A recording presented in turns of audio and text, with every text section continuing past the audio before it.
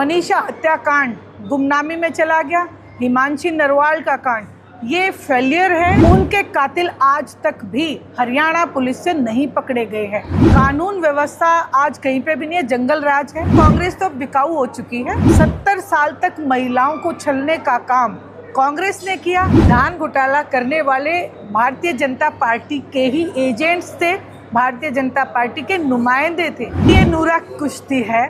जो किसान वर्ग है, कमेरा और व्यापारी, ये तीनों एक दूसरे के पूरक है। और इस जो बायोमेट्रिक जो इन्होंने लेके आए, इससे सभी परेशान हैं। ऐसे में अभय सिंह जी चौटाला ने पहले मुख्यमंत्री जी से जाके इस को सॉर्ट आउट करने की कोशिश की, लेकिन वहाँ से कोई आश्वासन नहीं मिला।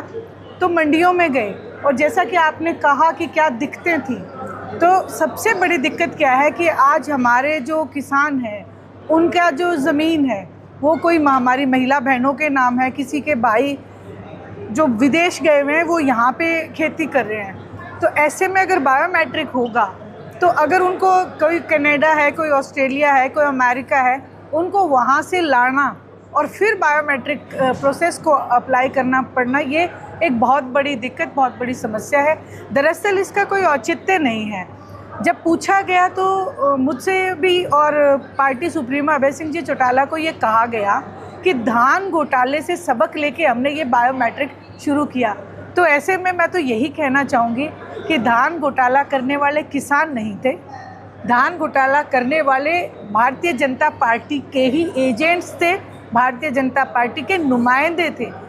कार्रवाई उन पे होनी चाहिए, जबकि किसान को पीसा जा रहा है। जी, महिला आरक्षण बिल जिस प्रकार से उसकी संशोधन में गिर गया है, वो लोकसभा में, उसको लेके कांग्रेस में और बीजेपी में विरोधी बयान आ रहे हैं। आपकी पार्टी उस सारे मामले को कैसे देखती है, क्या कहती है? देखिए, ये नूरा कुश्ती है।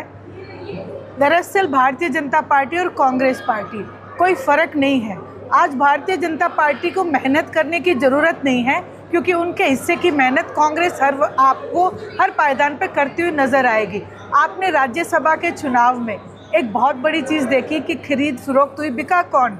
कांग्रेस। तो कांग्रेस तो बिकाऊ हो चुकी है और भारतीय जनता पार्टी उसका पूर्ण रूप से फ़ायदा उठा रही है। 70 साल तक महिलाओं को छलने का काम कांग्रेस ने किया, 15 साल महिलाओं को छलने का काम भारतीय जनता पार्टी ने किया। हमें कहा गया 2029 में ये बिल लागू हो जाएगा, और अब जो है ढुलमुल जो अपना रवैया इन्होंने दिखाया, इसका हरियाणा प्रदेश की जो महिला शक्ति है वो पूर्ण रूप से विरोध करेगी और आगामी चुनाव में इन्हें सबक सिखाने का काम करेगी। इंडियन नेशनल लोकदल पार्टी के सुप्रीमो आदरणीय चौधरी ओम प्रकाश जी चौटाला, जो स्वर्गीय हैं, आज वो स्वर्ग में हैं, उनका ये स्वप्न था कि 33% महिलाओं को मिलना चाहिए।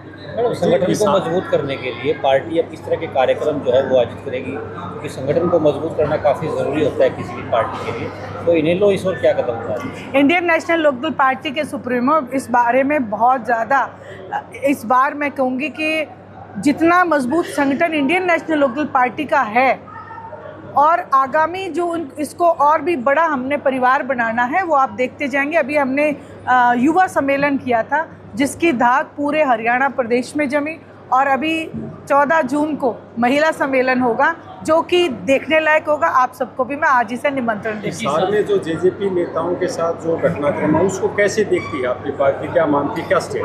देखिए, मैं सिर्फ ये कहूँगी कि कानून व्यवस्था का जनाजा निकला हुआ है। कानून व्यवस्था आज कहीं पे भी नहीं है, जंगल राज है।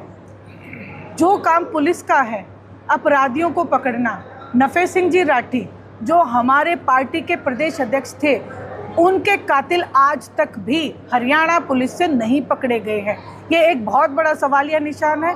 उसके बाद आपके यहाँ एक मनीषा हत्याकांड गुमनामी में चला गया, हिमांशी नरवाल का कांड, ये फेलियर है, और ये पूरा जो सिस्टम है ये इसका फेलियर है। इसके अलावा निकाय चुनाव को किस तरह देखते, क्या तैयारियां हैं? पार्टी का स्टैंड है, वो अपने चुनाव चिन्ह पे जो है चुनाव लड़ेंगे, और लड़ना हमारी प्रवृत्ति है, और लड़के हम जीतेंगे।